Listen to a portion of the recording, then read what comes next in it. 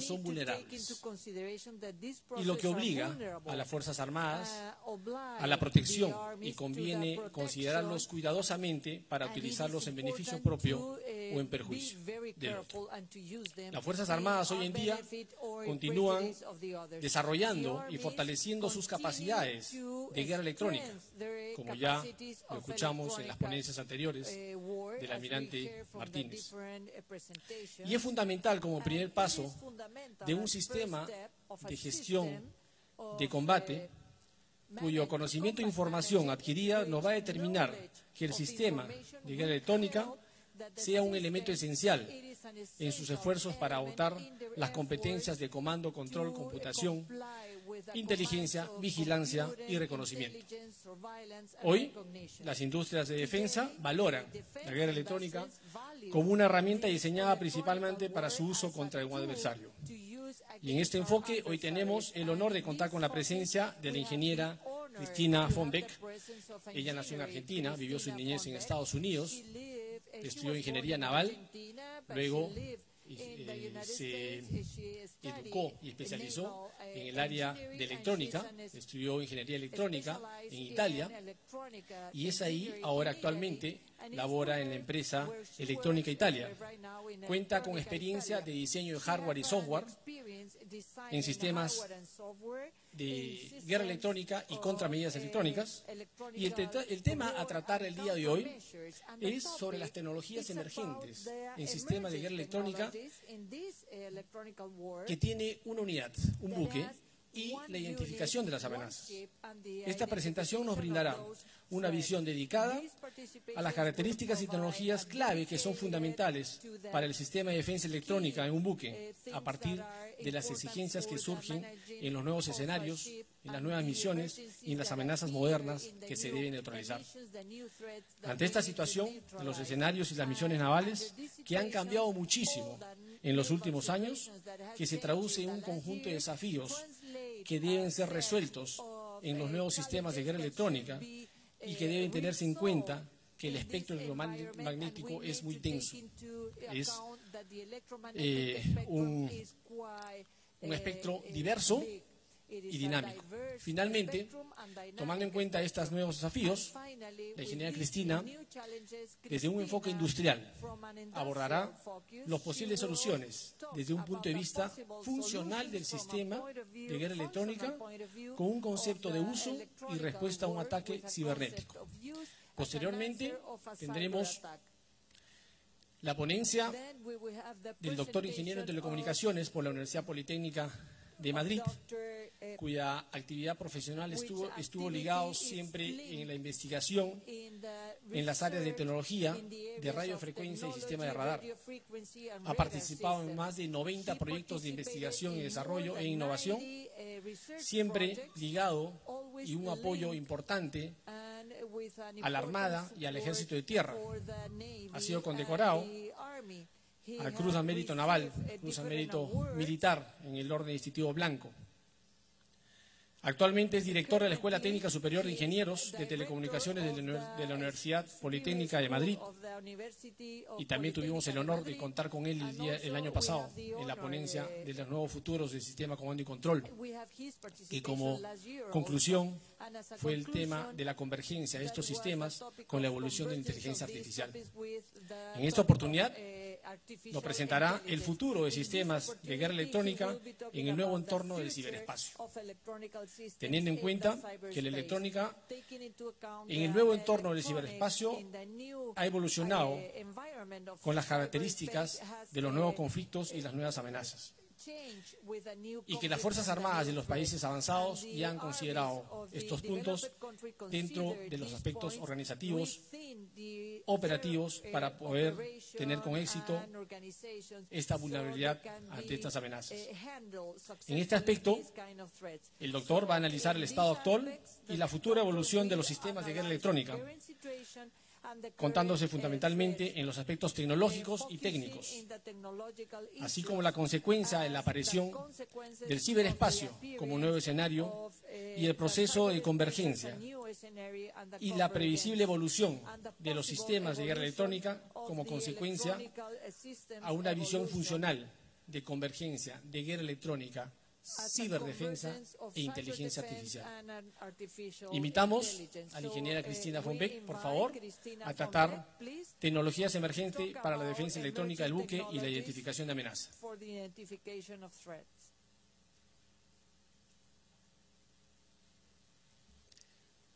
Buenos días a todos. Quisiera empezar mi presentación evidenciando y dando una visión sobre cuáles son los factores que nos están condicionando en la elección de qué parámetros del sistema de guerra electrónica y qué tecnologías tenemos que usar para eso. Hagamos un rápido repaso a la definición de guerra electrónica ahora actualizada por OTAN. Efectivamente se habla de acción militar que implique el uso de energía electromagnética o directa para controlar el espectro electromagnético o atacar al enemigo. Acá vemos aparecer por la primera vez la referencia directa a la energía directa. Efectivamente, con las microondas a alta potencia, los impulsos electromagnéticos y el láser, nos estamos asomando a una época completamente nueva de armas. La definición aclara también que la misión de la guerra electrónica no es solamente la de proteger la plataforma, pero también la de controlar, monitorear y usar el espectro electromagnético a mi propio beneficio y evitar que lo haga el adversario. Bajo este punto de vista las cosas han cambiado muchísimo entre los 10-15 años. Antes los señales de interés eran los radares militares. Históricamente también las comunicaciones, en el mundo naval estoy hablando. Hoy en día, en cambio, el espectro está lleno de funciones y señales distintas. Auxilios a la navegación, funciones de autoidentificación, AIS, sistemas de temporización y de posicionamiento. Todos estos señales representan señales de interés nuevo para la guerra electrónica. Considerando que a un 80% del tráfico mercantil mundial es marítimo, creo que en los próximos 5 años estas funciones, estos señales van a ser aún muchísimos más. Y lo tenemos que tener en cuenta. Veamos rápidamente con distintos artículos de la prensa en qué escenarios y con qué tareas hemos visto las fuerzas militares navales. OTAN bloquea Libia para cerrar la ruta a refugiados. Irán se enfurece cuando los Royal Marines se apoderan de un petrolero sospechoso de transportar petróleo a Siria. Los países inscritos al Tratado de Pesca Ilegal negociado por la ONU se reúnen por primera vez. Lástima que no todos los países han firmado. África se está enfrentando a una nueva ola de piratería. África Occidental se está convirtiendo en la capital mundial de la piratería. Ataque masivo de suplantación de GPS en el Mar Negro. La Armada de Pakistán detectó un submarino indio el lunes por la noche tratando de entrar en aguas pakistaníes. Los hutíes de Yemen atacan un barco saudí y lanzan misiles balísticos. El USS Mason disparó 3 misiles para defenderse del ataque de misiles por Yemen. De unos cuantos años atrás, el USS Cole enfrenta a la costa de Yemen después de un ataque terrorista. Y este otro, ¿cómo será la insurgencia en el 2030? Con una imagen de un dron que se ha vuelto muy popular en las últimas semanas en el sector energético. Efectivamente, los conflictos de hoy son distintos de los que eran en el pasado. El adversario está usando cualquier tipo de arma para limitar nuestras funciones. Fake news, noticias falsas para condicionar y manipular la opinión pública y el mundo diplomático. ataques cibernéticos, usa Big Data para enterarse de cómo nosotros organizamos nuestro sistema logístico de mantenimiento y con qué proveedores estamos trabajando en un actual conflicto. Digamos, los conflictos son efectivamente distintos de lo que eran hace un tiempo. Esto representa una serie de desafíos, pero no son los únicos factores que nos condicionan de cómo podemos desarrollar un sistema de guerra electrónica. El cambio en las operaciones militares. Ahora se habla mucho de las actividades redcéntricas, no solamente como los ejemplos de la prensa en que varias naciones colaboran para una misión, pero estamos hablando del nivel táctico, a nivel de guerra electrónica para la conciencia situacional. Se ha hablado de los Cooperative Engagement Capabilities como un nivel muy avanzado de cooperación para la defensa de una o de más plataformas o de un objeto de alto valor. Esta actividad de colaboración ahora se está enriqueciendo con la colaboración con plataformas, capaz embarcadas o no, tripuladas o no tripuladas. Es evidente que para un buque, pudiendo utilizar un pequeño dron, helicóptero que se alza en vuelo, obtiene un horizonte electromagnético mucho mayor del que tiene el buque mismo. Se nos está pidiendo en Europa principalmente la necesidad de reducir la tripulación, los números de tripulación, con la evidente consecuencia que los sistemas tienen que ser más fáciles de usar y con menos necesidad de formación. También las tendencias tecnológicas nos están condicionando, porque hoy, a nivel electrónico, el empuje no viene del mercado militar, viene del civil.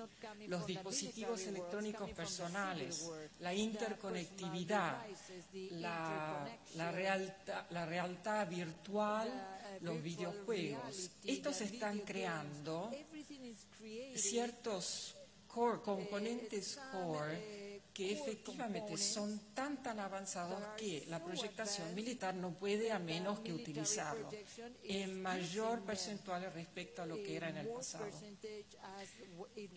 con las vulnerabilidades que implica, particularmente en el mundo del ataque cibernético. Inteligencia artificial. Creo que la inteligencia artificial sea el avance tecnológico más importante que nos va a condicionar en el futuro. En todas sus aplicaciones, sea para el aprendizaje supervisionado o no, para la planificación, mismo para la presentación de información a un operador, para la ayuda de tomas de decisiones. No hay duda que esta, que es una tecnología principalmente estadística, que gracias al procesamiento veloz es posible optimizar estos cuatro distintos tipos de aplicaciones. Podría agregar muchas cosas más. A nivel de tecnología, que la velocidad de avance de la tecnología electrónica específicamente tiene capaz algunos tiempos de obsolescencia peores de lo que eran en el pasado. Así que necesitamos organizar nuestros programas de logística y de mantenimiento con mucha atención. Otro aspecto es que en un sistema se está volviendo crece la porción software respecto a la porción hardware. Esto tiene una ventaja porque el mismo hardware se puede utilizar para distintas funciones y a un impacto positivo para el mantenimiento. Otra tendencia que vemos bastante en el futuro es para la guerra electrónica lo que llamamos sensores distribuidos y contramedidas distribuidas, en el sentido que va a haber hardware, un gran número de hardware idénticos que colaboran para una función. Entremos a los desafíos. El espectro electromagnético hoy, como anticipado del comandante, es denso y diverso. Culpa la digitalización de las transmisiones. Ahora cualquier emisor puede fácilmente cambiar de banda de frecuencia de transmisión y modulación. Elementos como la Software Defined Radio o el radar a salto de frecuencia me están llenando el espectro de una manera muy pesada. Y esto sin considerar las emisiones de bordo, que son las peores de cualquier plataforma. Tenemos la presencia de emisiones fugitivas que emiten durante solo un instante, típicas de los submarinos. Tenemos formas de onda de baja probabilidad de detección. Las otras emisiones de interés que he mencionado antes representan sea una vulnerabilidad que una ventaja. Tenemos que aprender y desarrollar la tecnología para utilizarlas. Tenemos los escenarios litorales, que aparte de las transmisiones de los radares costeros interferencia, hemos visto que se ha pasado de una radiodifusión a emitente único fuerte a esquemas de comunicación tipo el celular. Y esto no hace otra cosa que probar increíblemente el espectro. Agreguemos... Empecemos a razonar qué es lo que se necesita para contrarrestar este tipo de escenario. La arquitectura del receptor debe garantizar la observación continua de todo el espectro siempre. Tiene que ser contemporáneamente inmune a las interferencias, sea las de bordo que las no de bordo. Necesito alta sensibilidad del receptor y la capacidad de detectar estas emisiones de baja probabilidad de interceptación. Necesitamos buena resolución, precisión de los parámetros medidos de la señal detectada. Necesitamos un blanking inteligente en tiempo, en frecuencia para todas las emisiones necesarias. Y necesitamos la capacidad de utilizar las emisiones de interés, esas que hemos mencionado antes, para una conciencia situacional óptima. Tenemos que tener en cuenta que muchos de los escenarios nos ven en zonas asimétricas en que tenemos que utilizar cualquier tipo del emisor de las plataformas para poder desarrollar nuestra tarea. En este último caso nos basamos de tecnologías tipo de identificación del emisor específico y lo veremos más adelante. Y después desde ya la capacidad de intercambiar datos de guerra electrónica con las otras plataformas. La cuestión importante es que esto tiene que ser dentro de los tiempos necesarios. Entremos un poco en el detalle de qué características o arquitectura podría tener un receptor MAGE ideal.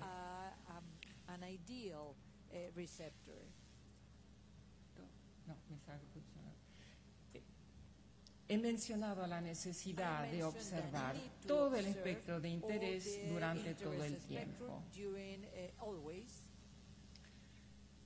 Se llama receptor a banda ultra ancha. Pero tengo que protegerlo contra las interferencias. Esto se puede hacer con filtros que accionan dinámicamente.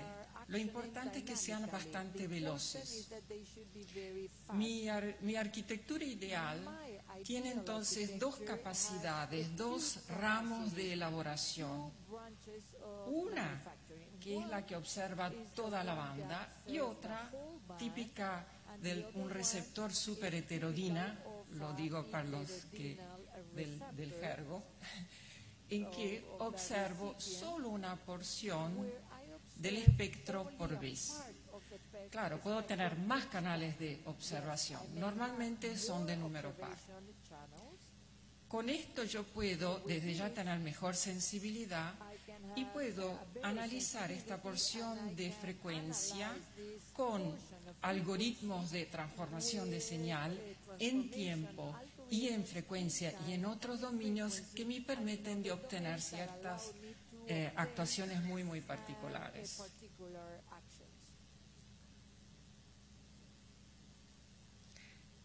Esto podría ser un esquema muy, muy simple del receptor del cual hemos hablado antes. O sea, tengo una capacidad de observación a banda ultra ancha y otra capacidad de observación, digamos, a lente. Si agrego la posibilidad de tener una matriz de conmutación veloz para decidir qué antena puedo utilizar, esto me aumenta la flexibilidad del sistema. Ahora, claro, no son dos receptores, es uno solo.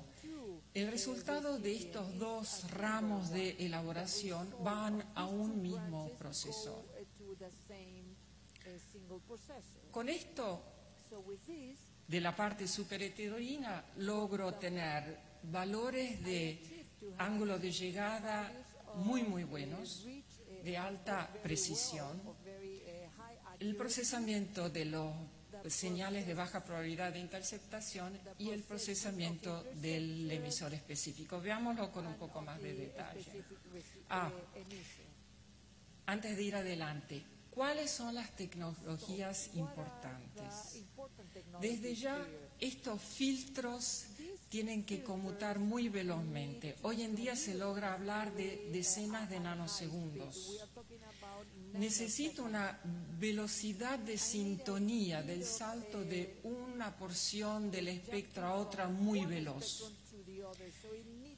Necesito una altísima frecuencia de muestreo del convertidor analógico digital. Este es uno de los factores más importantes que me permite también de ensanchar esta porción de espectro que estoy mirando.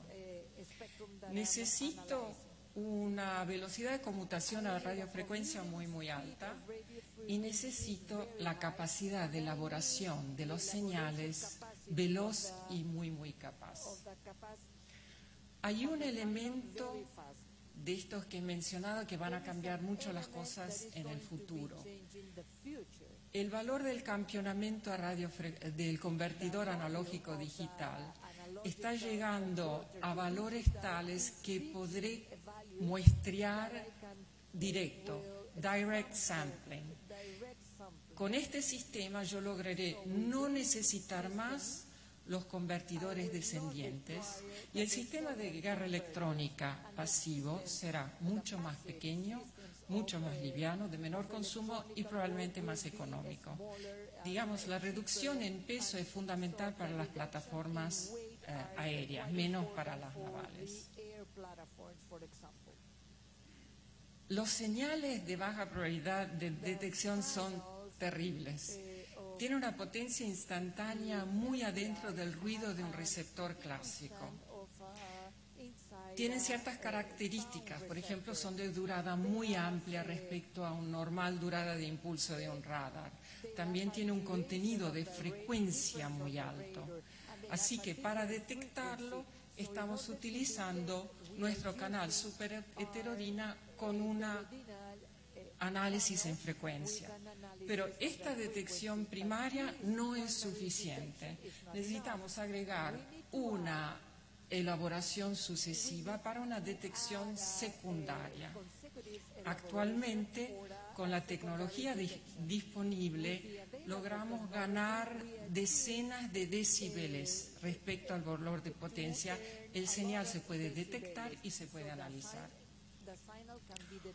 Una otra elaboración importante es la de la identificación del emisor específico. Ahora, ¿para qué lo necesito esto? Consideremos 3 unidades navales, sospechas o no, de más o menos las mismas dimensiones y velocidades, así que difícilmente distinguibles usando el radar. Normalmente las plataformas, antes o después, emiten, Hemos usado este primer caso considerando un radar de navegación. El radar de navegación puede, capaz de estas 3 unidades, salir del mismo idéntica línea de producción o tener el mismo part number. Con esta tecnología se logra, usando parámetros en tiempo, en frecuencia y en otros dominios, especificar tan bien esta forma de señal que logro distinguir entre ellos. Los resultados son muy buenos. En el campo se ha obtenido con índices de fiabilidad del 85 al 95, sin errar, la detección después de 10 impulsos del emisor. Okay. Pasemos un poco a las amenazas. Lo peor para un buque es un ataque masivo, distintas amenazas desde distintas direcciones. Las amenazas no usan solo un sistema de guía, pero distintos sistemas de guía, llamémosle multiespectrales, capaz radiofrecuencia al principio, después infrarrojo, capaz milimétrico. Hay muchos casos distintos. Tenemos una nueva generación de misiles que son realmente una preocupación. Tenemos los ataques cibernéticos. Y después tenemos los ataques asimétricos, que son de cualquier tipo, desde explosivos en un puerto, al ataque de drones, a cualquier cosa. ¿Cómo se responde a esto? Necesito neutralizar distintas amenazas a los 360 grados alrededor del buque, simultáneas. Y esto se hace principalmente con una tecnología que llamamos AESA. Anticipo el concepto, es un arreglo de antenas activas que permiten de concentrar a expansión electrónica instantánea. Después necesitamos velocidad y capacidad de detección y neutralización de las amenazas desde las primeras fases del ataque. No hay que esperar hasta la fase terminal. Hay que anticipar durante las fases de búsqueda sectorial. Así es como se defiende el buque. Necesitamos un excelente coordinamiento entre los sensores y los perturbadores o contramedidas del sistema de guerra electrónica con el sistema de administración de combate. Necesitamos identificar los puntos de entrada y los vectores de ataque de un ataque cibernético en el buque. Y necesitamos monitorear continuamente el espectro electromagnético para poder al menos anticipar la presencia y o neutralizar un peligro asimétrico. Entremos a un nivel más profundo, y discúlpenme si es demasiado técnico. ¿Qué se le pide a un sistema de ataque electrónico? Las técnicas sofisticadas de perturbación. El radar no se tiene que dar cuenta que lo estamos engañando. Tenemos que tener la capacidad de neutralizar varias amenazas dentro de la cobertura total. Necesitamos alta potencia eficaz de radiación, alta sensibilidad, una fuerte integración entre el sistema pasivo, el MAGE, y el sistema de ataque electrónico.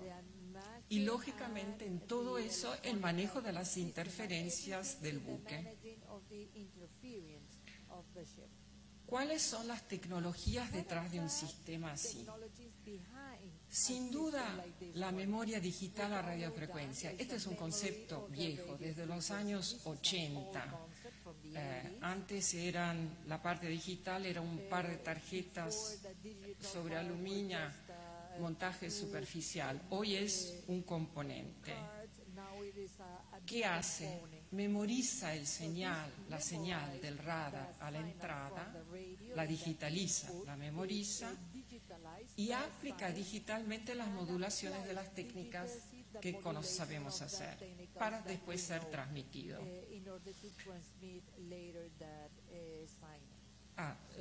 puedo decir que desde estos últimos años, desde los 80, lógicamente la tecnología ha permitido que esta memoria digital sea más precisa para poder reproducir más fielmente la señal del eco del radar que se espera. Pero esto para contrarrestar la capacidad del radar, que con las mismas tecnologías sabe distinguir entre el eco auténtico y un señal de contramedidas. Y después hemos hablado de la tecnología AESA. En realidad es una matriz con tantos elementos. Cuanto más elementos pongo, quiere decir que la nave que tengo que proteger es más grande, tiene mayor radar cross-section. Y detrás de cada uno de estos elementos tengo un módulo RICE transmitente, receptor-transmisor. Las primeras versiones fueron hechas con arsenuro di galio, amplificadores a estado sólido arsenuro di galio. Actualmente estamos transitando al nitruro de galio, que hace los sistemas un poco más compactos, un poco. ¿Cómo funciona este sistema? Cada panel, cada arreglo, digamos acá vemos dos, están puestas a 90 grados, cada arreglo cubre más de 90 grados, así que juntas voy a tener más de 180 grados. Si detecto una amenaza y la quiero contrarrestar, me engancho a los señales de llegada y respondo sincronizado con estos impulsos. Si aparece otra amenaza, el proceso es idéntico. O sea, yo trabajo impulso por impulso en el tiempo. Y esto me permite neutralizar varias amenazas simultáneas. Hemos hablado de los 180 grados, así que para proteger el buque necesito dos de estos sistemas. Acá tenemos algunos ejemplos de unas fregatas europeas con distintos tipos de instalación, o babor, estribor y proa, popa. Ahora quisiera recordar algunas declaraciones fundamentales de la doctrina de guerra electrónica. El origen es siempre la OTAN. La guerra electrónica es un multiplicador de fuerza, lo sabemos. El control del espectro electromagnético es un objetivo esencial y crítico. Esto también lo sabemos. La tercera nos llama un poco la atención. La guerra electrónica está orientada a tareas y nos tiene que hacer pensar, porque no será la primera vez que se elige un sistema de guerra electrónica solo porque tiene las mejores prestaciones tecnológicas, cuando capaz no todas sirven. O no será la primera vez que un buen sistema de guerra electrónica no performa porque capaz el concepto de uso no es el adecuado. O sea, la información no llega al usuario en el tiempo necesario. O peor, la formación no es suficiente. Así que, aunque esta es una presentación tecnológica, quiero recordar que la tecnología sola no basta y que hay que invertir en estos otros aspectos. Una función al interno de un sistema de guerra electrónica que un poco ayuda al aspecto del concepto de uso correcto es el gestor de guerra electrónica. En un sistema cualquiera, en un buque, puedo tener varios sensores pasivos de guerra electrónica, desde los sensores láser a los de missile approach, al receptor radar y los receptores de comunicaciones, y una serie de actuadores, que puede ser, lógicamente, el sistema de ataque electrónico, el lanzador de señuelos, mirando hacia el futuro también objetos tipo el DIRCM, o sea, que logran neutralizar sistemas a guía al infrarrojo, etc.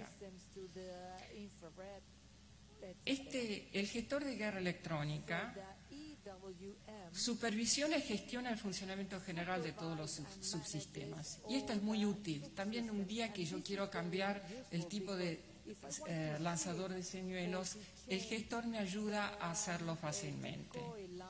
Elabora el escenario táctico del entorno electromagnético con la fusión de las trazas, de todos los elementos que haya. Y después definir e implementar las acciones de participación de la guerra electrónica a un ataque. Tengamos presente que los sensores y actuadores disponibles no son solamente los embarcados, pueden ser otros, pueden ser lo de un dron, de un helicóptero pilotado o no pilotado. Todos los sistemas de guerra electrónica tienen un gestor de guerra electrónica más o menos simple. En el caso del buque, es el más importante, el que necesita mejor coordinamiento con el sistema de combatimiento, porque es el que coordina las acciones entre los dos. Y en caso de ataque, puede ser que haya ciertas acciones preautorizadas del sistema de combatimiento que el sistema de guerra electrónica efectúa por su cuenta. El sistema de combatimiento, no me malentiendan, tiene siempre el control absoluto, pero para responder a tiempo a ciertas amenazas es necesario gestionar todo con velocidades muy, muy altas. Un resultado final de un buen concepto de uso lo vemos en la interfaz hombre-máquina.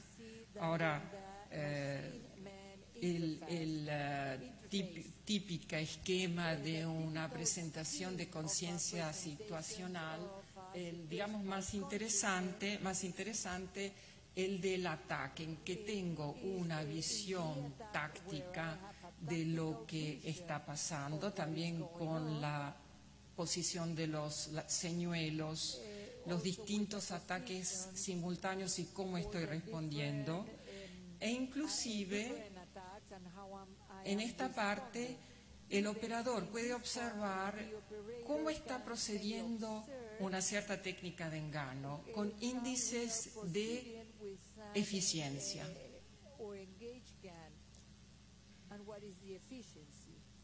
Defensa al ataque cibernético, que ha sido ya excelentemente tratado por los precedentes expositores. Es solo una transparencia. Hemos hablado que necesitamos identificar los puntos de entrada y los vectores de ataque. El buque, como muchísimos sistemas, tiene el problema del personal. El personal sigue siendo, no obstante las numerosas campañas de sensibilización, el personal, o intencional o no intencional, sigue siendo el mayor porcentaje de ataque. Después tenemos los equipos montados a bordo. Hoy en día, Electrónica, como empresa que entrega sistemas, tiene que respetar ciertas reglamentaciones impuestas que nos obligan a agregar ciertas herramientas de protección, llamémoslo así, para garantizar un mínimo de resiliencia al equipo que estoy entregando. Y después tenemos los enlaces de comunicación, los data link, los que van cableados y los que van inalámbricos, al interno del buque o del buque para afuera. En el caso del wireless, vemos que hay una sobreposición perfecta con la guerra electrónica. En ciertos casos puedo no entender si es un ataque cibernético o un ataque de guerra electrónica. Sin entrar mucho más en el tema, presenciando algunas mesas de discusión militar para el ataque cibernético, un concepto sobre el cual se está insistiendo muchísimo es, dado que no obtendré nunca la inmunidad completa, se puede hablar solo de resiliencia, hay que invertir en el proceso de recuperación, que no es fácil monitorear para detectar el ataque, entender hasta dónde ha llegado y limitar las áreas de donde ha llegado. Imponer, reconocer cuál es la funcionalidad parcial que me ha quedado. Implementar funciones de recupero, si las tengo, para algunas de las funciones mancantes.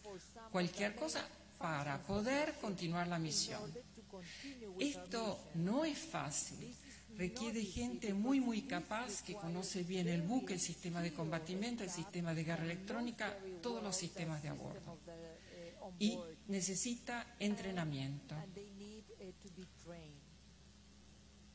En pocas palabras, necesitamos seguridad por diseño, identificación y clasificación automatizada de las amenazas, prácticas de respuesta a medida y lo que llamamos una orquestación de análisis y respuesta de la seguridad.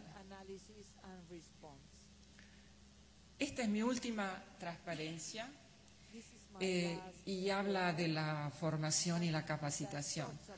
Con toda la tecnología detrás de la realidad virtual, es uno de un buen simulador, se logra hacer con tal realidad que el operador, después de una sesión, efectivamente tiene una excelente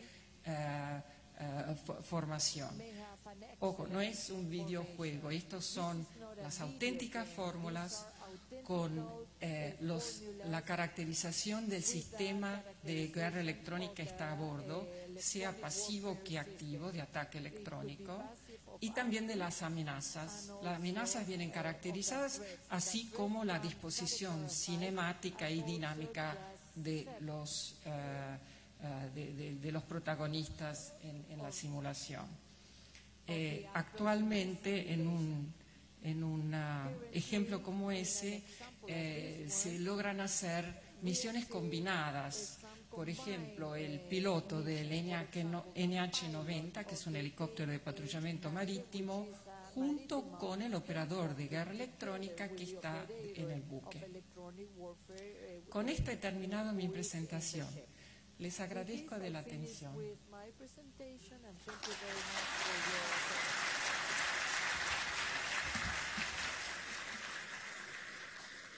Agradecemos a la ingeniera Cristina von Beck.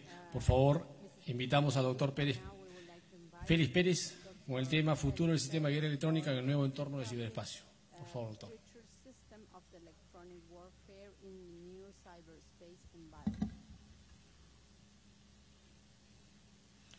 Buenos días.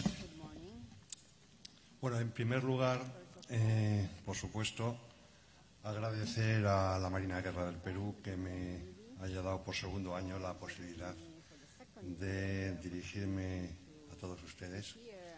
Especialmente quiero agradecer a las personas que han hecho posible que pues comparta con ustedes mis ideas sobre un tema tan apasionante como el futuro de los sistemas de guerra electrónica.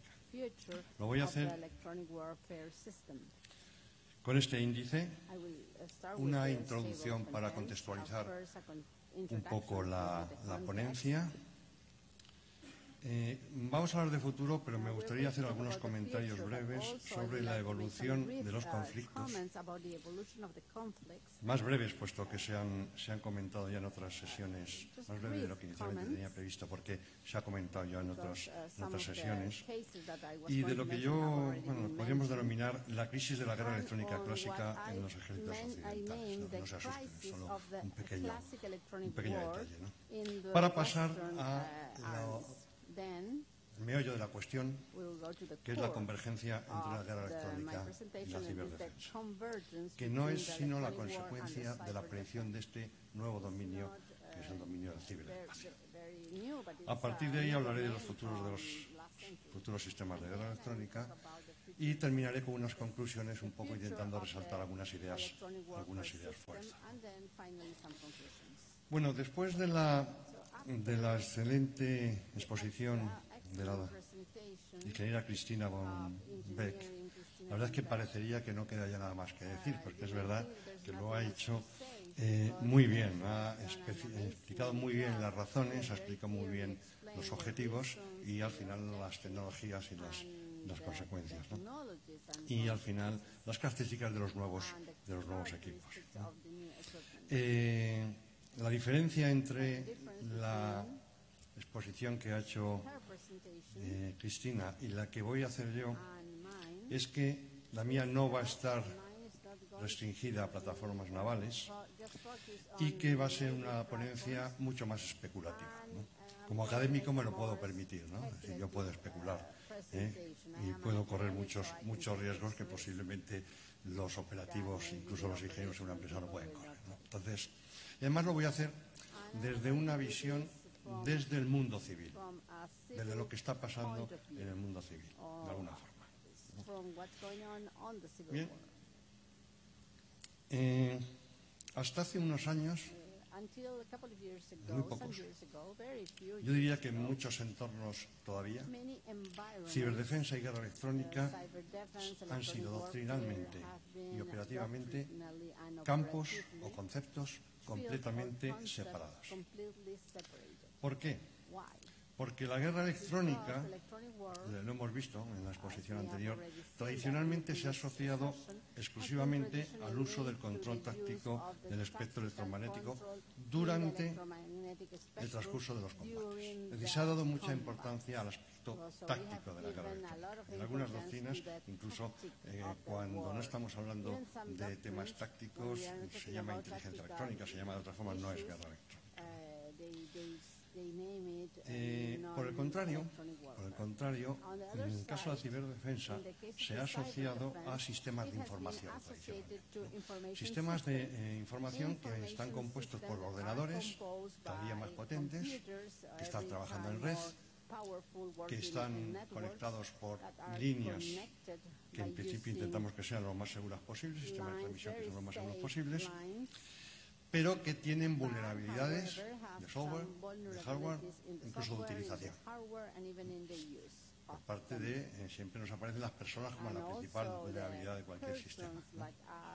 En definitiva, hay una diferencia importante entre la guerra electrónica y la ciberdefensa hasta ahora, que por ejemplo se nota en que la ciberdefensa está mucho más conectada con la ciberseguridad civil que la guerra electrónica. No hay prácticamente un equivalente a la guerra electrónica en el mundo civil, pero sí hay un equivalente de ciberseguridad en el mundo civil en el caso de la ciberdefensa. Y de hecho, algunos se atreverían a decir que la ciberseguridad civil va por delante de la ciberdefensa.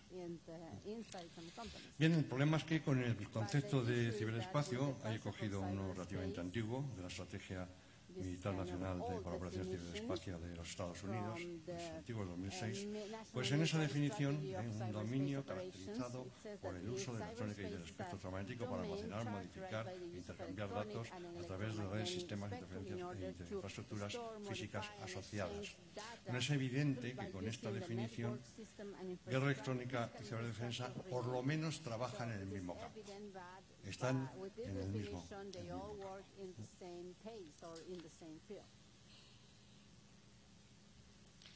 Bien, la hipótesis que yo voy a manejar es que en estos momentos no se pueden mantener alejados estos ámbitos y que eso lo que va a implicar es una transformación importante de las Fuerzas Armadas y que va a afectar tanto aspectos doctrinales, organizativos y operativos. En definitiva, no podemos hablar, y de hecho desde hace unos años, solo unos años, ya no hablamos en muchos casos de guerra electrónica y ciberdefensa como algo separado, aunque lo sean doctrinal y estructuralmente en casi todos los ejércitos todavía, sino que hablamos de los nuevos conceptos ciberelectromagnéticos. Aquí tienen una...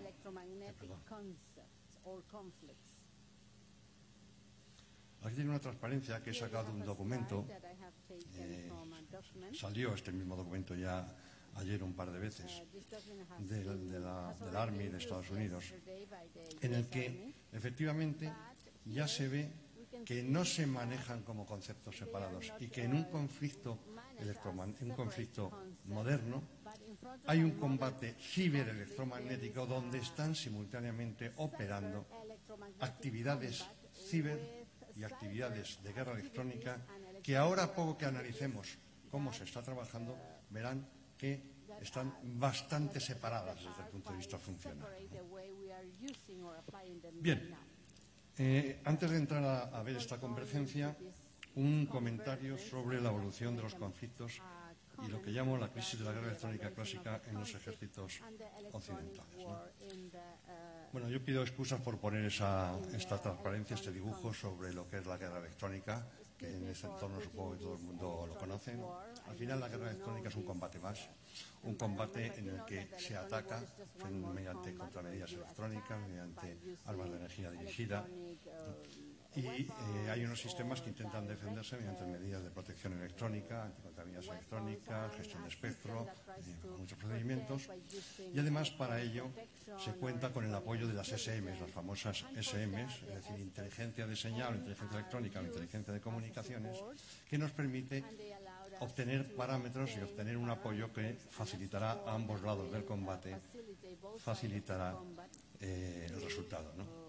Es importante notar, y bueno, la verdad es que me da un poco decirlo aquí, un detalle, resaltar un detalle. Las mismas tecnologías que sirven para hacer el ataque prácticamente son las mismas que sirven para defenderse. De tal forma que el desarrollo tecnológico asociado a estos sistemas es la típica pelea obús o bala escudo, donde, bueno, pues disparamos cada vez más rápido con balas más gruesas, pero el escudo cada vez lo vamos haciendo más grande, ¿no? Eso explica que la guerra electrónica se haya convertido en algo tecnológica y operativamente muy complejo, que se desarrolló en el entorno de la Guerra Fría, donde básicamente había dos superpotencias con mucha tecnología, desarrollando tecnología, y que estaban realizando este conflicto. No es extraño que tras la caída del muro de Berlín, la guerra electrónica entrase de alguna forma en crisis, puesto que hubo unos años, todos ustedes lo saben, en que la posibilidad de un conflicto entre dos grandes superpotencias se vio como con poco interés, ¿no? Y lo cierto es que ha habido unos años, a partir de los años 90, en que fundamentalmente la guerra electrónica avanzaba en los sistemas de autoprotección de plataformas y personas. Esto coincidió en el tiempo con el incremento exponencial del uso de sistemas de información y, por tanto, el incremento exponencial de sus vulnerabilidades.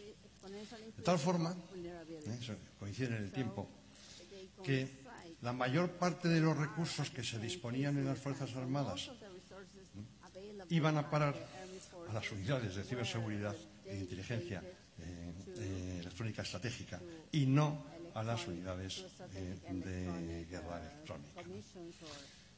Eso aquí suena muy raro porque no es lo mismo lo que pasaba en los distintos ejércitos. Especialmente esto era importante en los ejércitos de tierra. ¿Por qué? Porque los ejércitos del aire y el ejército de las armadas disponen de plataformas muy complejas, muy caras que hay que seguir defendiendo. Bueno, esto puede parecer una especulación, pero yo ahí pongo simplemente las palabras de un oficial del Army, donde explica efectivamente que esto fue así durante un cierto tiempo. Es curioso porque no ocurrió lo mismo con las Fuerzas Armadas de Rusia, donde el Estado Mayor ruso siempre ha considerado la guerra electrónica como una respuesta asimétrica a una superioridad tecnológica de la OTAN. Y donde, curiosamente, si uno lee los documentos que producen, hay una referencia en la presentación donde viene un estudio muy interesante al respecto. la ciberdefensa está incorporada a la guerra electrónica. Es un planteamiento doctrinalmente diferente del de los ejércitos occidentales. El resultado de este proceso pues, está en la frase de otro oficial de la Army, donde de alguna forma viene a decir que la guerra electrónica rusa está en un momento dulce, en un momento muy bueno, y que efectivamente en el último conflicto de Siria pues tuvieron serios problemas. Bien, voy acabando con esta historia diciendo que efectivamente es en la guerra de Ucrania, concretamente el conflicto de Donbass, donde la situación de la guerra electrónica sufre un punto de inflexión. Allí queda claro, precisamente por la actuación de los ejércitos rusos, que los sistemas de guerra electrónica rusos juegan un papel fundamental en el conflicto y que quizás no está tan claro las capacidades de oponerse a esa guerra electrónica por parte de los ejércitos occidentales. Esto, por supuesto, es pura especulación, pero lo cierto es que en estos momentos tenemos, y eso es así, un desarrollo de la guerra electrónica muy importante en el caso de las fuerzas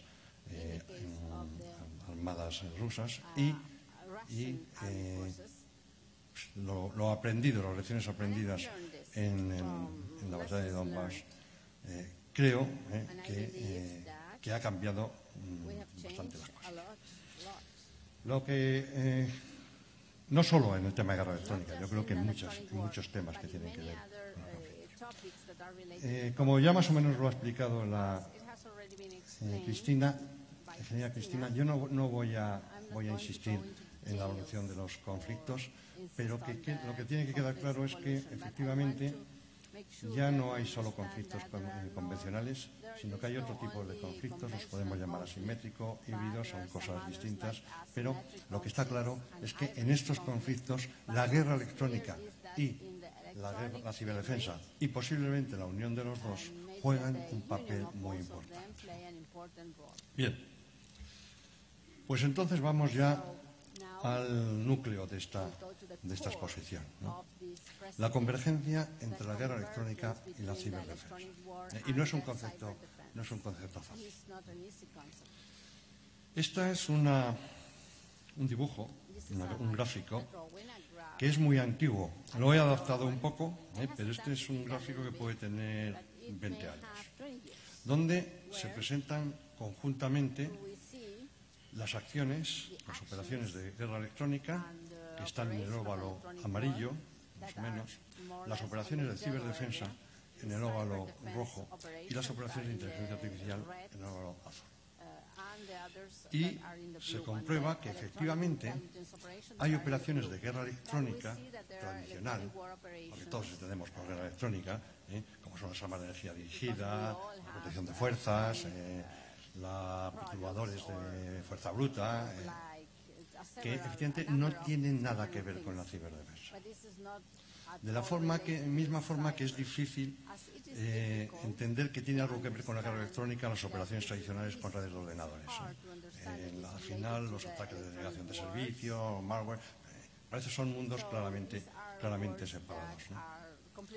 Sin embargo, ya hace 20 años, quien hizo este gráfico ya hablaba de que el hecho de que los sistemas de comunicaciones hayan evolucionado hacia el empleo de protocolos, por ejemplo el protocolo IP, pues hace que aparezca una zona ambigua entre la guerra electrónica y las operaciones de ciberdefensa, en que se pueden hacer ataques basados en los protocolos. Y la pregunta es, ¿y eso es guerra electrónica o es ciberdefensa? Y de hecho, nos seguimos empeñando en intentar decir qué es una cosa y qué es otra, ¿no? Mi opinión particular es que son las dos cosas, que es lo que decía el autor de este gráfico hace un tiempo, ¿no?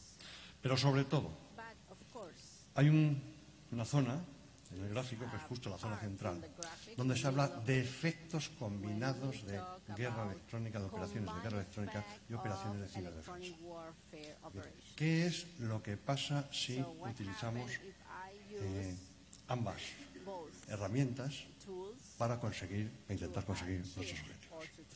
Y en el artículo donde yo creo que por primera vez se puso este gráfico, pues Ronet y Jiménez lo que vienen a decir es que la incorporación de protocolos a los canales radio los hace mucho más vulnerables a esos canales si no nos damos cuenta que hay dos tipos de vulnerabilidades distintas, unas asociadas al sistema como sistema de información y otras asociadas al sistema como sistema radio.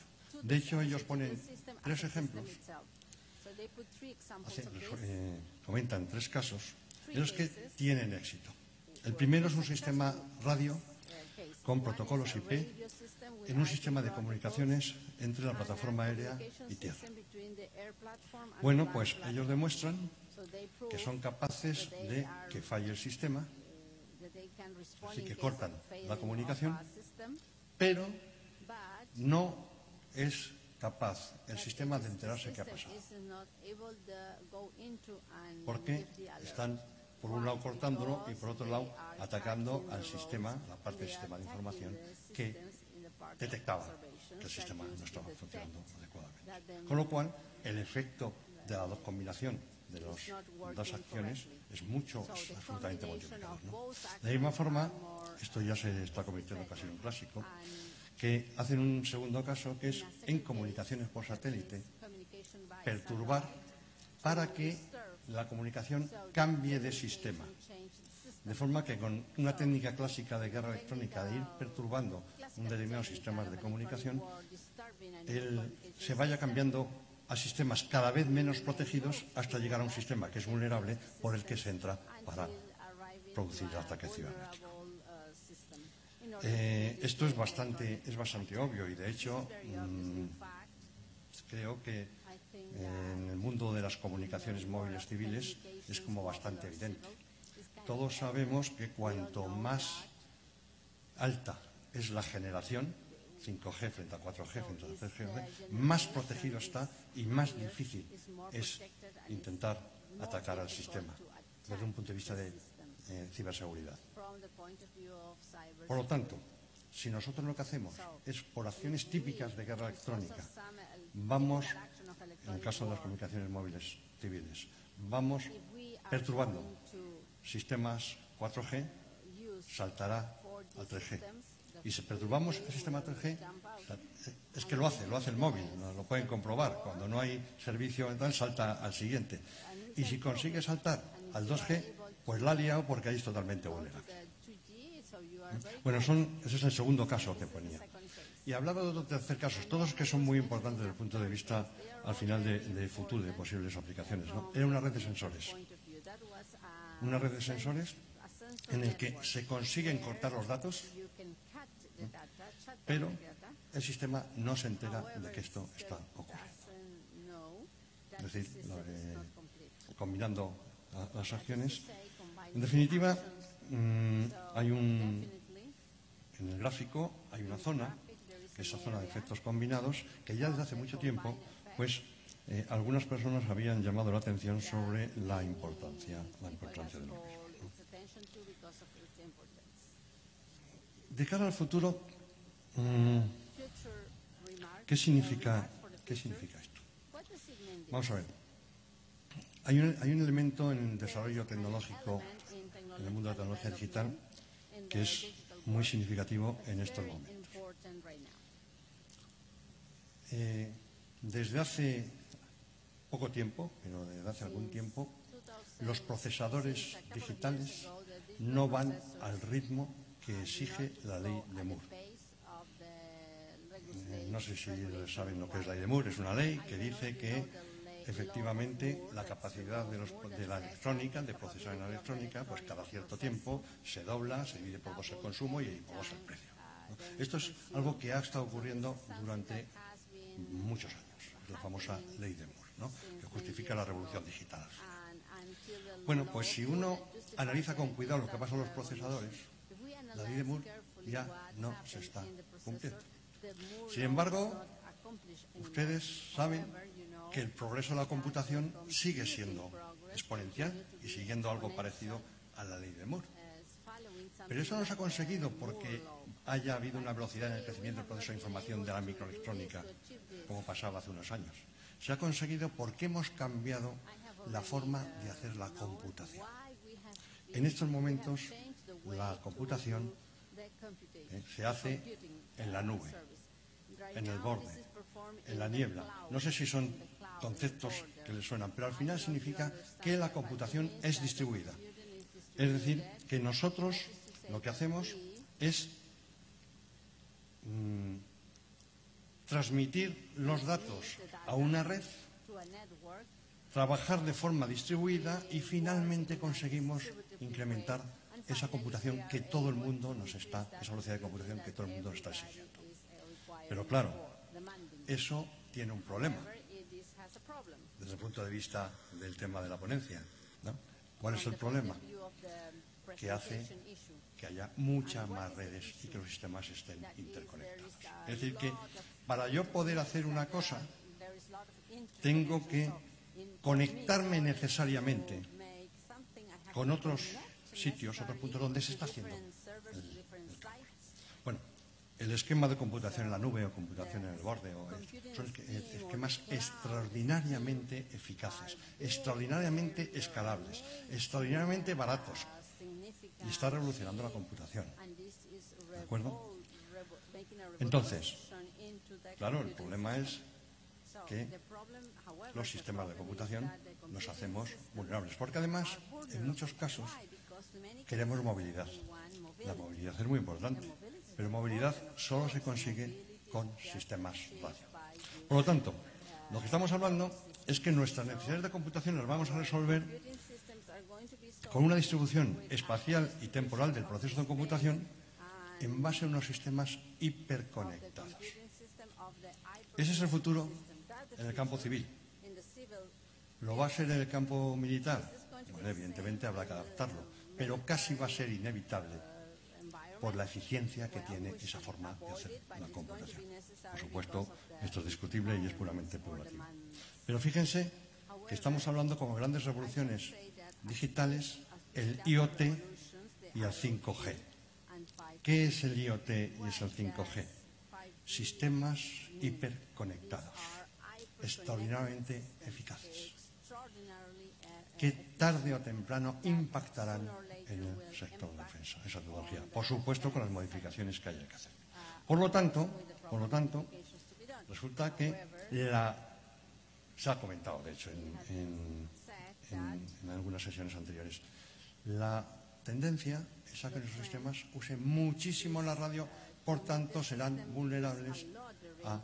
más vulnerables a ataques clásicos de guerra electrónica que utilizan el control electromagnético. En otras palabras, ¿le vamos a meter el virus por el canal radio? ¿Va a ser mucho más fácil? El almirante Martínez ha hablado, se le ha preguntado, de dos buques que uno colaboran, uno sensoriza, el otro controla, el otro dispara. Bueno, es un concepto muy interesante. De hecho, se parece bastante a esto que estoy diciendo, distribución espacial y temporal del proceso de computación. Aquí es del combate como tal, ¿no? Pero lo hace más vulnerable porque tenemos nuevos canales radio. ¿De acuerdo? Bien, pues la idea básica es esa que está ahí. Es que la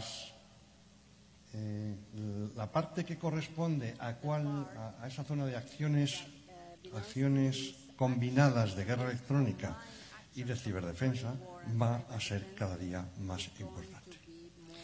Y esto tiene, bueno, pues en definitiva, importantes consecuencias.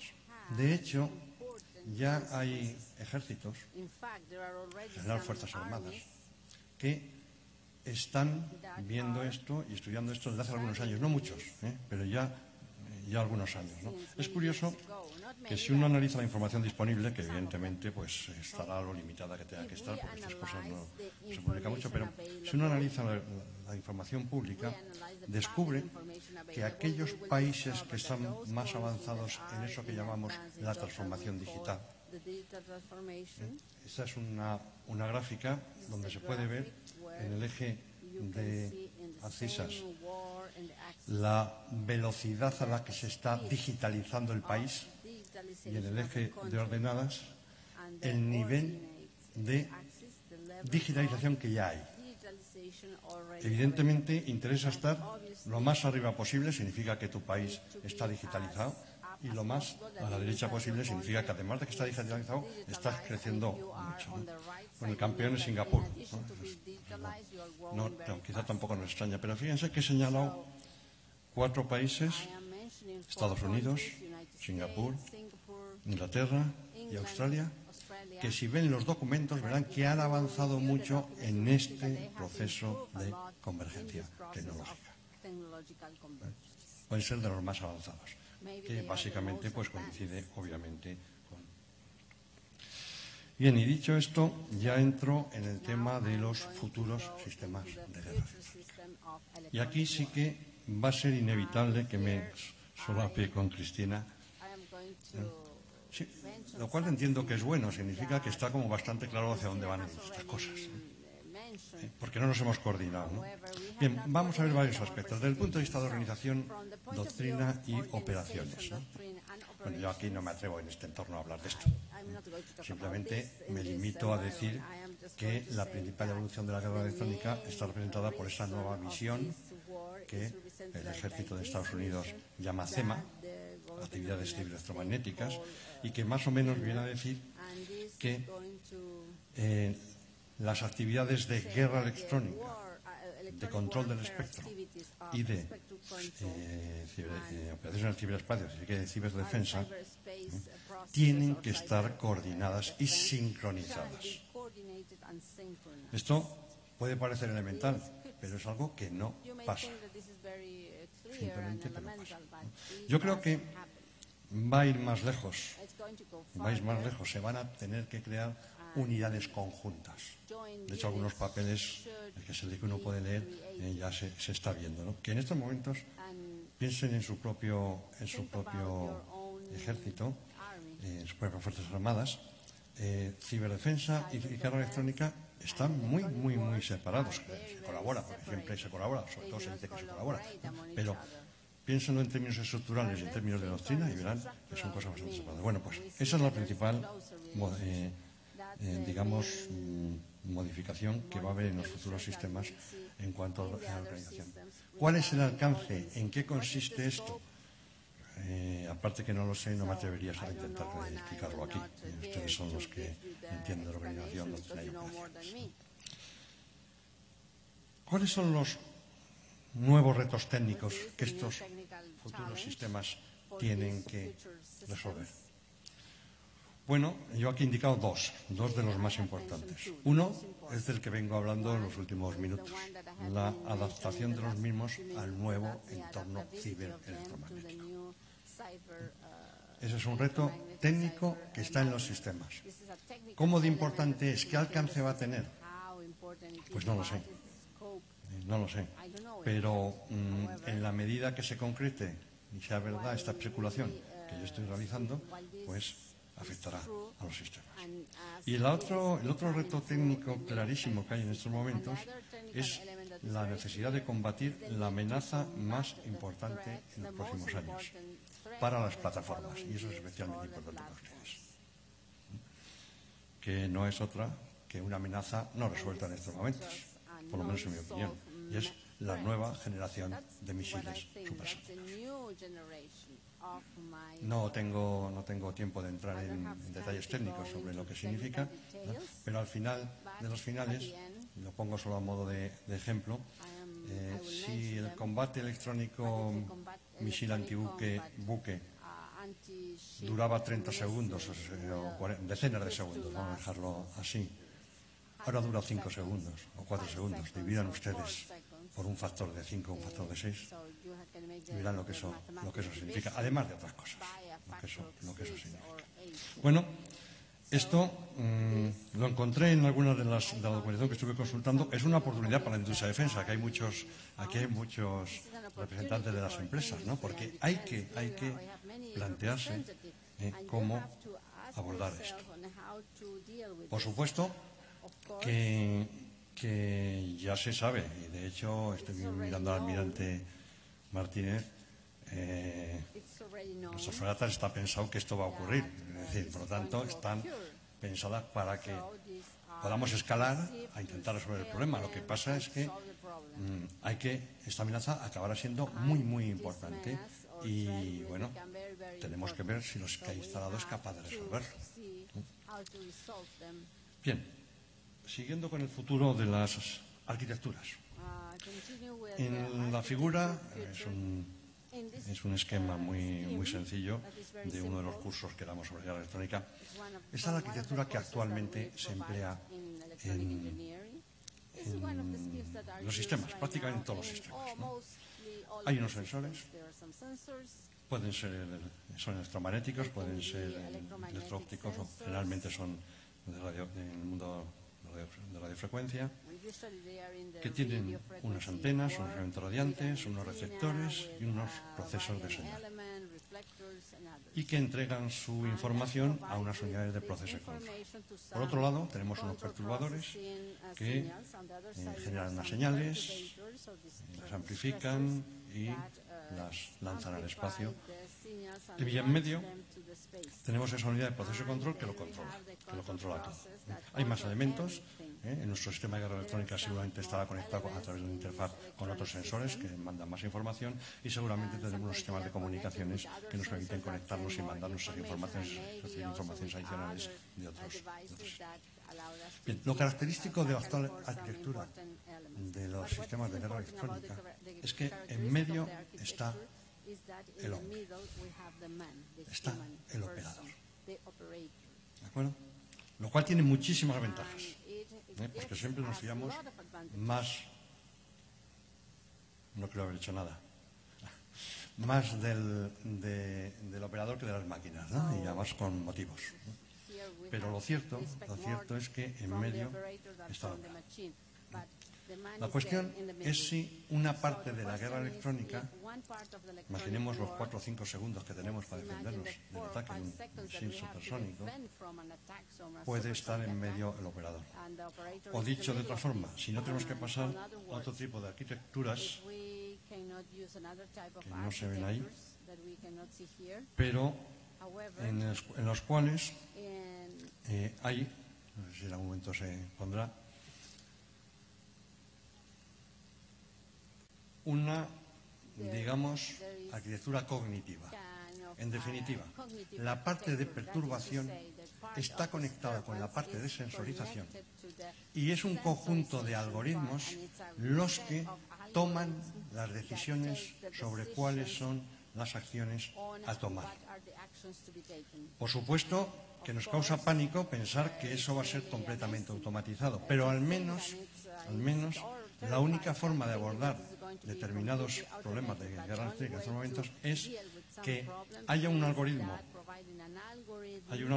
muy potente que al operador rápidamente le dé una serie de decisiones para que tome la decisión correcta, ¿no?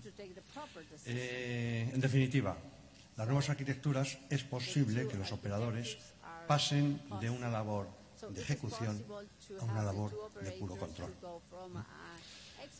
La otra gran, desde el punto de vista de arquitectura, diferencia o evolución es que las etapas de radiofrecuencia, que ocupan mucho espacio, las ven ustedes en los mástiles de los futuros barcos, sean comunes a todos los sistemas, en la medida de lo posible. Y además que la parte de radiofrecuencia, ha hablado algo de ello Cristina, sea lo más reducida posible. Si puede ser, una antena y un amplificador de banda ultra ancha. Y a partir de ahí, empezar a convertirlo en digital y digitalizar todo. De tal forma que en este esquema, que es el que hay a la derecha, las mismas antenas las comparten la función vigilancia, la función guerra electrónica, la función comunicaciones, la función radar de seguimiento y otras funciones, como puede ser el ICE o cosas por el estilo. Claro, la conmutación es digital, con la gran ventaja que tiene eso. No estoy conmutando nada, esos son enlaces de comunicaciones por donde van ceros y unos. Bueno, este es el futuro. ¿Qué es un futuro a 30 años o a 40 años? No lo sé, posiblemente, ¿no? Pero está propuesto desde hace... Este dibujo, que más o menos he adaptado, es desde 2011. Claro, los que participamos en realizar los sistemas sabemos lo difícil que es realmente hacer esto. Pero bueno, esa es la tendencia desde el punto de vista de las arquitecturas. En cuanto a las tecnologías, casi todas las ha mencionado ya Cristina. La primera es el desarrollo de arquitecturas tipo AES. Lo ha explicado perfectamente. Al final, este tipo de arquitecturas tienen una gran ventaja y es que hacen una discriminación espacial, tanto en recepción como en transmisión, cuando perturbamos de forma ágil y multifuncional. Ella lo ha explicado muy bien. Me gustaría resaltar, que ella de hecho lo ha hecho, las dos grandes ventajas que tienen estas estructuras. La combinación espacial de potencia es muy eficiente y permiten algo muy importante, y es que los transmisores sean de estado sólidos. Eso es muy importante. Y al permitir que sean de estado sólido, pues conseguimos ya incluso en transmisión olvidarnos de los tubos electrónicos, del TVT o del claistro, ¿no? Que causaban muchos problemas, ¿no? Y la segunda ventaja que tiene muchas más, pero importante, es que se puede trabajar con varios blancos simultáneos. Dentro de estos aspectos tecnológicos, tenemos el desarrollo de nuevos componentes y circuitos y sus sistemas de estado sólido, ¿no? En particular, los basados en nitruro de galio. El nitruro de galio es la gran esperanza de los sistemas de guerra electrónica. Tiene muchísima más eficiencia y, por tanto, consigue reducir los tamaños. Disipa mucho mejor el calor, pues tiene más eficiencia y además tiene mayor margen dinámico. Bueno, en definitiva, se está en un proceso importante de sustituir los TVTs en los Jammer por el manejo de dispositivos de estado sólido de galio. Ya se ha hecho previamente en muchos casos con el nitruro de galio, pero actualmente con el nitruro de galio. Esa es una de las grandes, líneas tecnológicas a resolver. Y luego tenemos, me voy quedando sin tiempo, las antenas y los componentes de radiofrecuencia y microondas. Fíjense, este es un componente de Mercury System, como en un tamaño tan pequeño, fíjense en la moneda, son capaces de establecer una estructura de radiofrecuencia que permite visualizar de 6 a 18 GHz cogiendo anchos de banda de 1 GHz. ¿Qué significa eso? Que si yo tengo un receptor digital capaz de digitalizar señales de 1 GHz con 12 componentes como este y 12 receptores digitales, he digitalizado prácticamente todo el espectro. Aplicaciones técnicas de software definido por radio, ya lo ha comentado también Cristina. Hay una cosa clara, se requiere combatir sistemas, en el caso de comunicaciones, pero también en el caso de sensores, sistemas que trabajan ya con este tipo de técnicas. Es una técnica en la cual todo lo hacemos por software. Lo que consigue al final es que sean sistemas muy flexibles y muy adaptativos al entorno. Por lo tanto, si los queremos combatir, no nos queda más remedio que pensar en sistemas flexibles y adaptativos. Eso es lo que nos lleva a que estas técnicas que actualmente se emplean para realizar los sistemas de comunicaciones tendrán que ser empleadas en los sistemas de guerra electrónica. Y para mí es una de las tecnologías clave que tendrán que tener las empresas que vayan a hacer esto.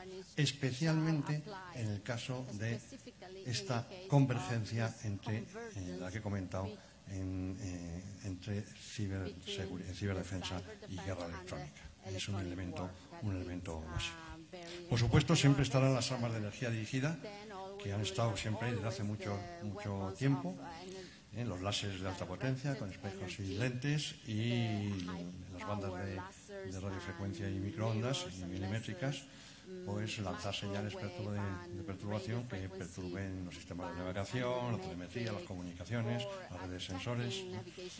Saben que esto está especialmente en estos momentos de moda por el tema de los drones.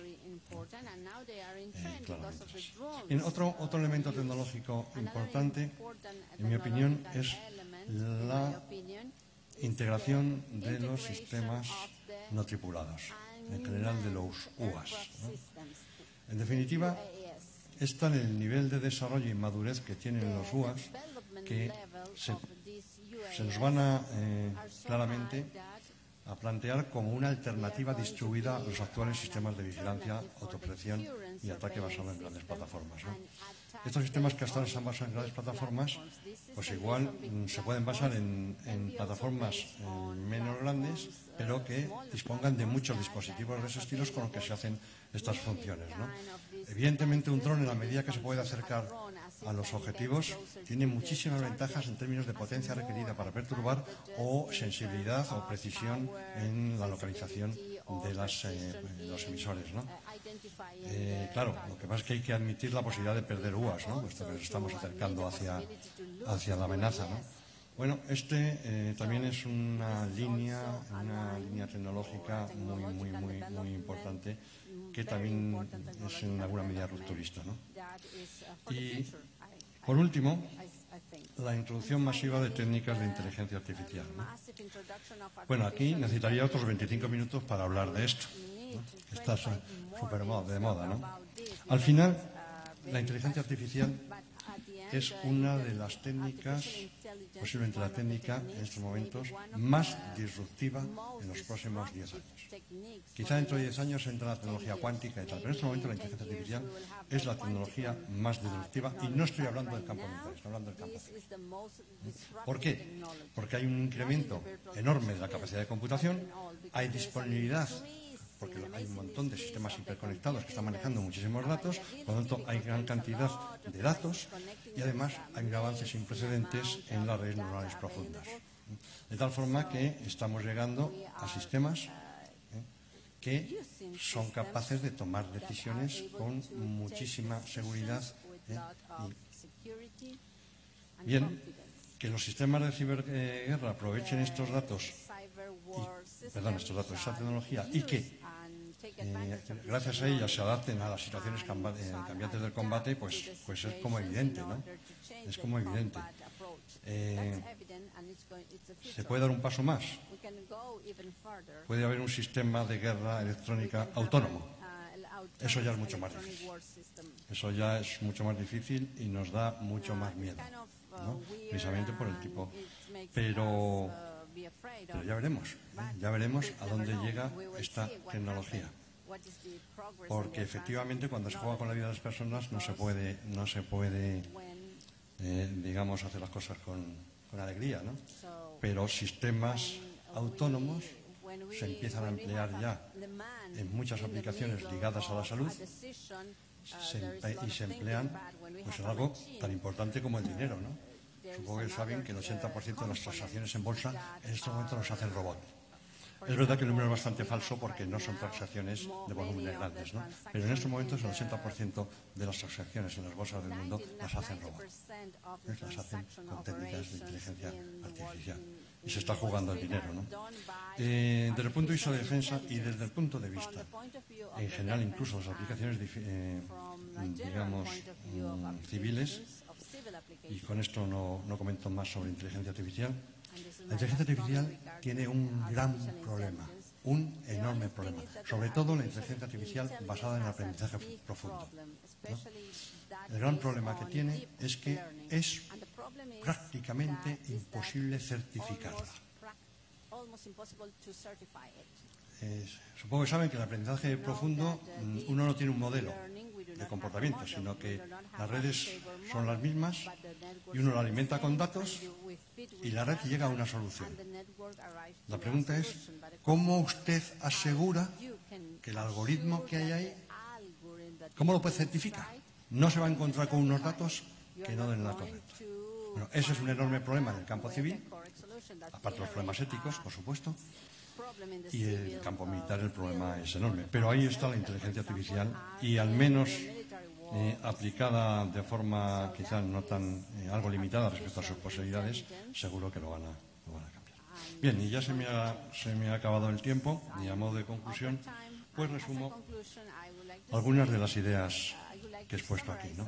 Muy rápidamente, creo que ciberdefensa y guerra electrónica convergen los nuevos conflictos ciberelectromagnéticos y va a haber que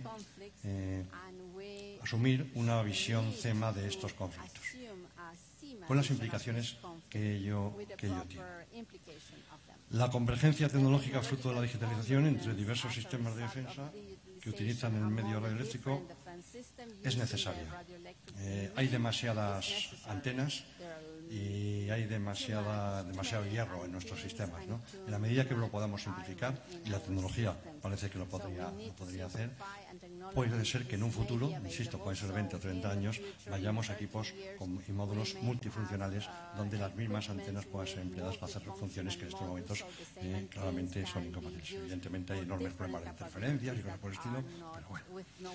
Y un aspecto del que apenas he entrado, pero que es importante, que es muy importante, es la convergencia en las aplicaciones de seguridad y defensa de las tecnologías desarrolladas en los sectores civiles y militares.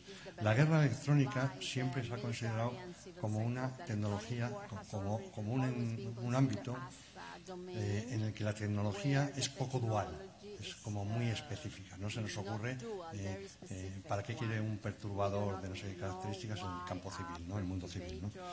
Pero yo creo que precisamente esta convergencia de la guerra electrónica y la ciberdefensa va a hacer que cada día las tecnologías que se desarrollan en el entorno de la guerra electrónica sean duales. Y eso es muy importante. Eso es muy importante porque, por suerte, por desgracia, el dinero en estos momentos está en el sector civil. Las tecnologías digitales avanzan de la mano de las aplicaciones civiles y las inversiones que se hacen en esas aplicaciones son mucho más grandes, son enormes y tienen un ritmo de desarrollo muy, muy grande, de tal forma que casi será inevitable que las tecnologías que desarrollan los futuros sistemas de guerra electrónica sean muy, muy, muy duales. Y esto es todo lo que quería contar. Muchísimas gracias.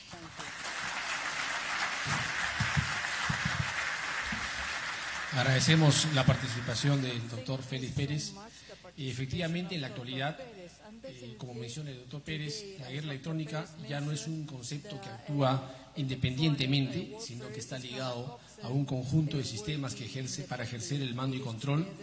Y aquí, en el contexto operacional de los nuevos escenarios de conflicto, hoy se enfrenta y es protagonista a una nueva forma de guerra en el ciberespacio, donde la ciberdefensa se relaciona a la guerra electrónica.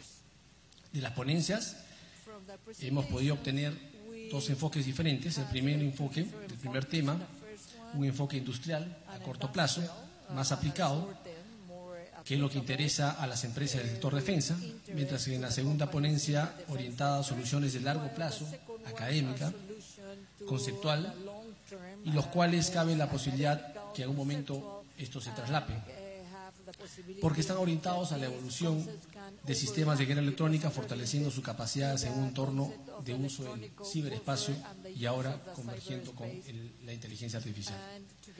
Coincidimos con la importancia que los sistemas de defensa electrónica para una unidad y la identificación de la amenaza deben evolucionar para proporcionar ventajas de continua en la capacidad.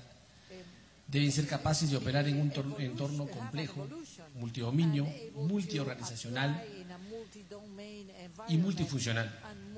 Por lo tanto, los sistemas deben ser fáciles, tienen que ser modulares, escalables. Los sistemas tienen que ser orientados a las nuevas técnicas, como lo mencionó la ingeniera Cristina, con el fin de ofrecer la identificación del emisor específico. Los sistemas del futuro efectivamente tendrán que obtener datos de otras fuentes, como vehículos aéreos no tripulados, la adquisición de objetivos y reconocimientos de los STAR. Asimismo, tener la capacidad de hacer frente a las comunicaciones de voz y data a través de las redes celulares y de los Wi-Fi. De tal manera que los futuros sistemas de guerra electrónica deben adaptarse a este nuevo entorno ciberelectromagnético, como lo mencionaron, desarrollando nuevas arquitecturas y tecnologías. La importancia de contar con un gestor de guerra electrónica que permite realizar la interacción en tiempo real con elementos pasivos y elementos activos, gracias a la digitalización de diferentes sistemas. Estamos seguros, nosotros en la Marina de Guerra, como política en la Comandancia General del año 2004, estamos mimetizados en el desarrollo de sistemas de comando y control, sistemas de guerra electrónica, que efectivamente deben estar a la par con los desarrollos de tecnología emergente y a la par al estado de arte vigente. La velocidad es muy importante en estos desarrollos y muy importante la cooperación tecnológica con el sector de defensa. Pasamos ahora a una etapa de preguntas. Como primera pregunta, y si es necesario, podemos hacer un comentario de cada uno de ustedes por la parte del doctor Pérez a la ponencia de la ingeniera Cristina. Empezamos con la primera pregunta, doctor. ¿En qué medida las nuevas capacidades de que dispondrán los sistemas de guerra electrónica con la introducción de las nuevas tecnologías, inteligencia artificial, incluso los drones, etcétera, y su operación en el ciberespacio modificarán las actuales doctrinas y procedimientos? ¿Será preciso cambios sustanciales en los actuales planes de formación de los miembros de las Fuerzas Armadas?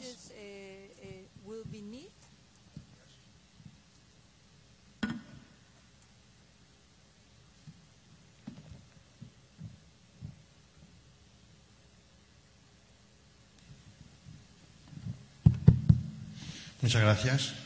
Bueno, voy a empezar por la pregunta y luego haré un comentario sobre la exposición. En cuanto a la pregunta, es que no me atrevo en este escenario a hablar de los cambios doctrinales, ¿no? Lo que va a implicar esta nueva visión CEMA, ¿no? Yo estoy convencido que los tiene que haber. Basta con ver, por ejemplo, cuál es la actual estructura en la cual los equipos de guerra electrónica efectivamente están conectados con los equipos de ciberdefensa, pero en muchos casos para defenderse de los ataques a los propios equipos de guerra electrónica, ¿no?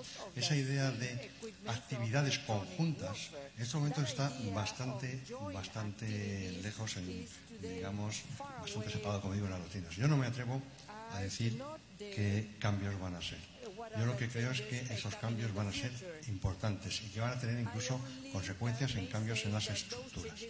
Y lo que sí que puedo decir es que ya hay algunos documentos, que alguno lo cito en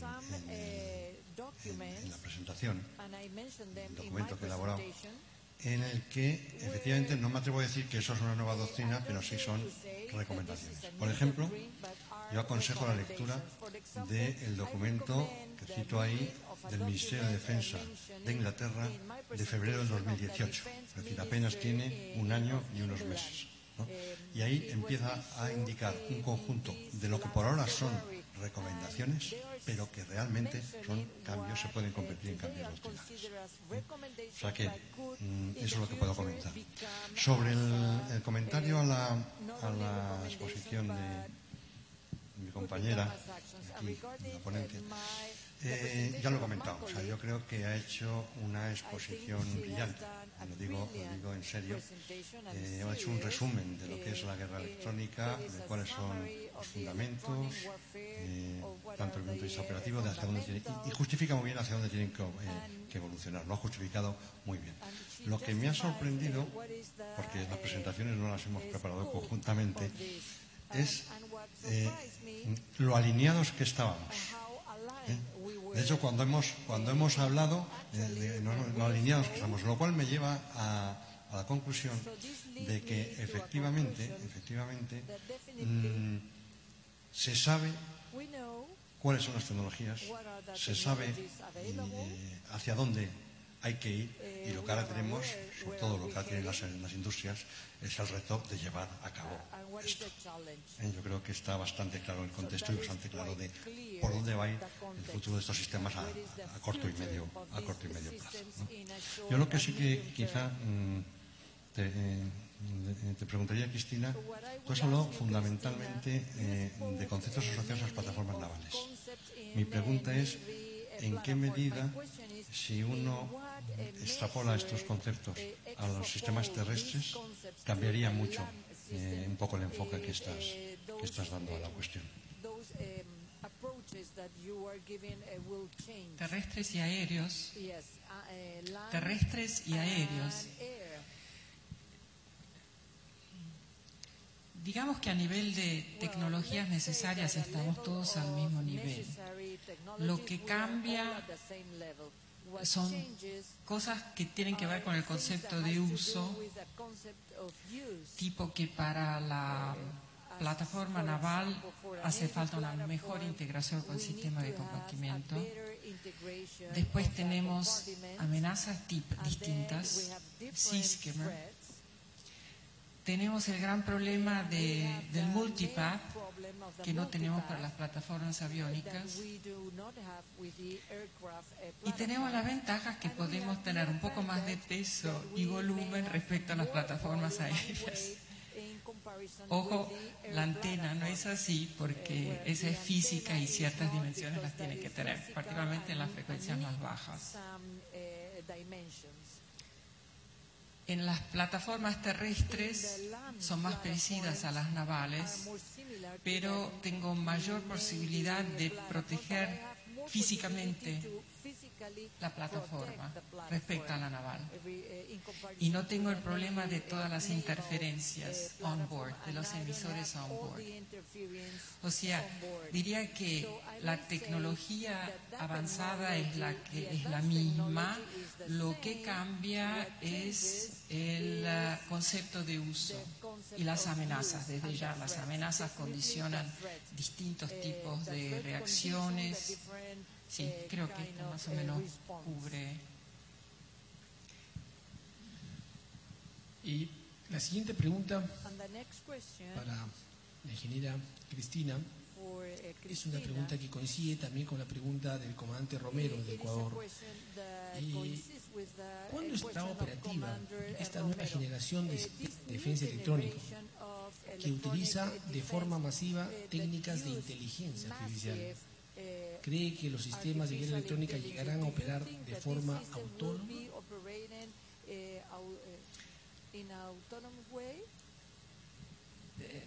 Puedo responder siempre bajo el punto de vista del breve término, porque conozco lo que se está haciendo en la empresa. Hacia la inteligencia artificial somos muy cautos. La estamos implementando en procesos tipo aprendizaje supervisionado. O sea, nada de operativo por ahora. Capaz es que nosotros tenemos que tomar confianza con este tipo de tecnología. Pero puedo darles algunos ejemplos bastante simples. Tipo, hemos describido el beamforming, o sea, la gestión del arreglo de antenas. Eso es proporcionar a cada elemento un dato de fase tal en modo de poder apuntar en una dirección querida. ¿Qué pasa? En la cámara anecoica es todo muy teórico. En el momento que lo instalo sobre un buque, con las reflexiones, las cosas cambian. Entonces estamos usando inteligencia artificial por aprendizaje asistido para optimizar el beamforming para un sistema, arreglos de antenas instalado. Ese es un ejemplo. Otro ejemplo, pero son siempre de aprendizaje asistido, es la discriminación de señales de comunicaciones. Y otro que importante en el caso que el operador tenga, no el operador, el experto de guerra electrónica, capaz no muy experto, pero que tiene que definir la secuencia de técnicas de engaño para una determinada amenaza, bien descrita. Y con la inteligencia artificial puede optimizar esta secuencia. Esos son los 3 ejemplos que se me ocurren. Doctor Pérez, en este ámbito de inteligencia artificial, en el ámbito civil, hablando de tecnologías duales, como usted lo tocó, ¿no supone una merma de la seguridad de los nuevos sistemas militares y un incremento de sus vulnerabilidades? En el tema del ámbito civil, como usted lo indicó, el uso de las tecnologías duales, ¿no supone una merma de la seguridad de los nuevos sistemas militares y un incremento de sus vulnerabilidades? Sí, en principio es un problema, pero porque efectivamente en la medida en que se usan tecnologías duales y tecnologías civiles, estamos hablando de que son tecnologías más conocidas y por tanto más accesibles, o sea, hacia al público en general, ¿no? De todas formas, mi impresión, después de unos cuantos años de cómo ha ido evolucionando las cosas, es que casi es inevitable que se acaben empleando de forma limitada y, por supuesto, poniéndoles una capa de seguridad. Pues porque sí.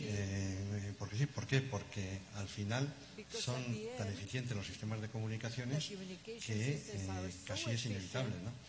Además, el mundo civil y el mundo militar tampoco se pueden separar tanto, ¿no? Por ejemplo, ustedes hacen una fuerza expedicionaria se traslada fuera de su país, ¿no? Las personas están acostumbradas a usar unos determinados servicios y es muy difícil que no se les tenga, creo en un futuro, que no se les tenga que facilitar el uso de esos servicios. Estoy hablando de WhatsApp y no sé qué. Claro, evidentemente nosotros estaremos, en el caso de aplicaciones militares, haciendo un WhatsApp mucho más protegido y mucho más... Pero al final de los finales, la tecnología que hay dentro es tecnología IP.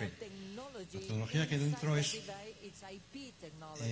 tecnología que usa estándares civiles. ¿Por qué?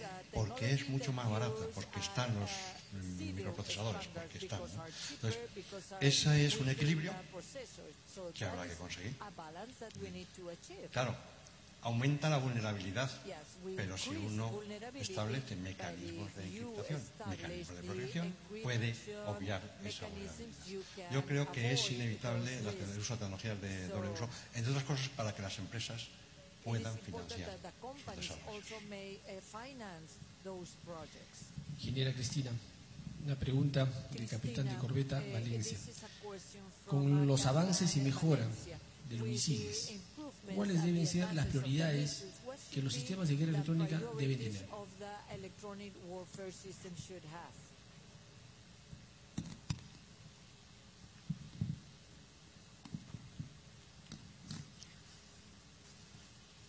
¿Qué avances de misiles específicos nos estamos refiriendo? De maniobrabilidad, nos estamos refiriendo a los misiles balísticos y cruise. Digamos, para los misiles no cruise y no balísticos, un poco repito lo que he dicho durante la presentación, la importancia de interceptarlos y neutralizarlos en las primeras fases, o sea, antes de la fase terminal.